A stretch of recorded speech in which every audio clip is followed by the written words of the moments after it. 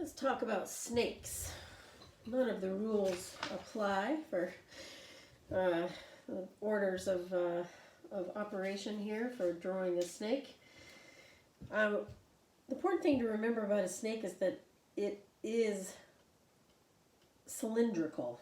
And I know that seems obvious, but you can add that with shading. So here we've got a western hognose and a western diamondback rattlesnake.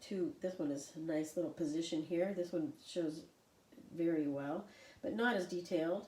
I would probably look at another view to get its nose up close, but it does show the whole snake. So I'm just going to talk about both of them. So with the snake, it's important to get one line and then go back and thicken it, sort of like you're doing a bubble letter, right? So we get that inner shape. I'm looking at this shape here, but of course bigger than that is because I'm drawing it a little bigger. And overlapping. Okay. So I've got my first inner line where I went around here, and I'm going to add on my snake head. I'm going to draw a little darker so you can see it. Right. And I'm going to add in my snake head, which you can make more detailed later. Again, this is probably, I don't even know if this is big enough to really show the detail. You might want to go a little bit bigger than I have here. Right, now we have our snake. We can do an overlap here, so this guy goes on top of this one, all right? And then we can add in our patterns. Again, you might want to get a little bigger, especially where it's thicker here. It's still not quite the size of my hand, but this is an interesting view. All right, and then you can add in the patterns, of course. You don't have to be too exact.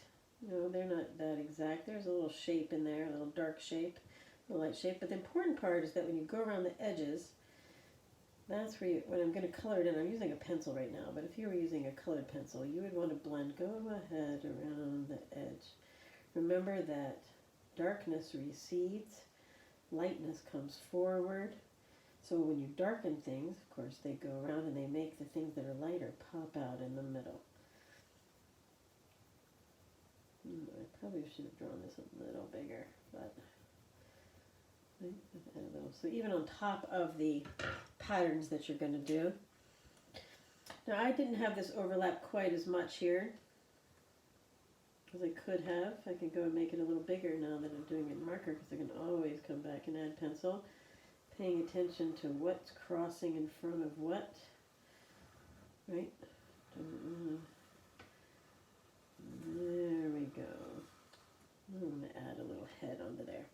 All right, go in and tighten that up. Maybe make it thicker some places. Now I can really go back in with my colored pencils. Add in the pattern to the sides also. This pattern comes from over the top, so you don't see all of it. Right, it's going around the other side. It's important to show that as you go around, to show the thickness of it. I got a little bit messed up right there, you'll see. Then you can add the other patterns around the side, right? So I'm trying to make them kind of scribbly looking because they are scales, you know. They're not blocks of color, they're scales, and it gives it a little bit of a rough texture. Okay. And now I would do, if I were drawing a snake here from my Lewis and Clark journal, I would then go find a better picture of its hog nose. If there's not one in here, here's right. And then I might even do a cutaway. Right? Make a little yell, you know, like that. Right down to there. Shows the face. And I would still put the eyes in and stuff here. But then I might do a little cutaway to show the hog nose. Right? And whether it's venomous or not venomous, the shape of its eyes, right? Right? And a little tongue here, right? Then you can go and add in these you can really see scales. I might even do them as far as scales go. There's little patterns here. Right, little patterns there. Okay. Let me get that eye in there when you're ready. Okay. All right. Now, let's look at this guy. Here's an interesting view for this rattlesnake. So I'm going to draw him a little bit bigger. So there's a little head. Go back and add detail later, and then that's going to turn in on itself and come back around.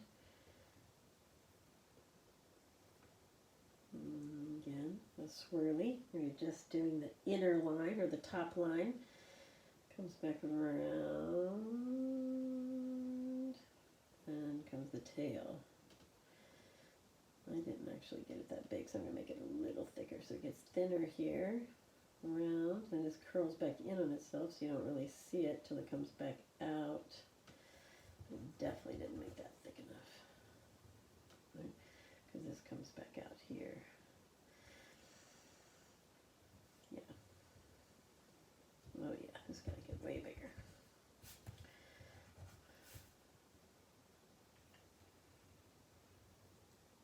Right? Comes around here, then you see the inside of the snake, but you don't really see the ground very much. That snake is so big and fat. And of course, as it turns around, it comes towards you, right? Because it's in front. All right, then you add in the rattle.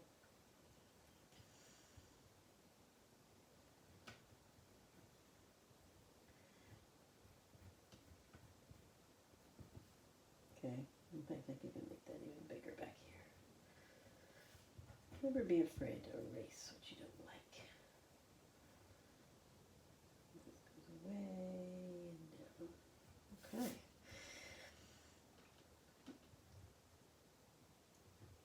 I don't really see that, do you? Okay, that's pretty good.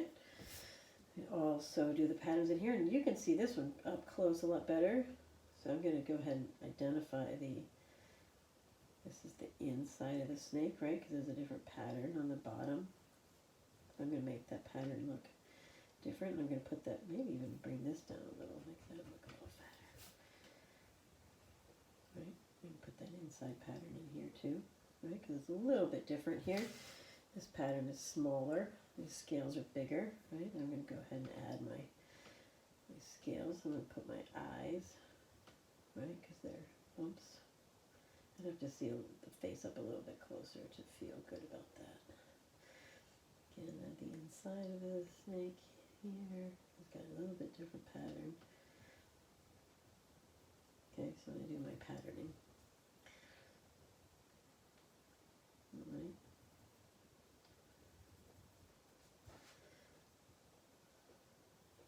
Move those to the outside. That way you can see again this inner belly part. Right, there's a little bit different pattern, so when you're patterning that'll be a little bit different, right? These scales are more like, you can actually see them. Teeny little scales. Right? Whereas up on here they make a pattern. Okay, I'm not going to keep going. I am going to go around the lines I want to keep. You don't have to use a Sharpie, you can also just use a darker pencil.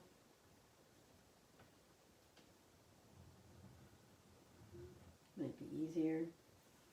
I just want you to be able to see it. So I'm going to use a Sharpie. Oops.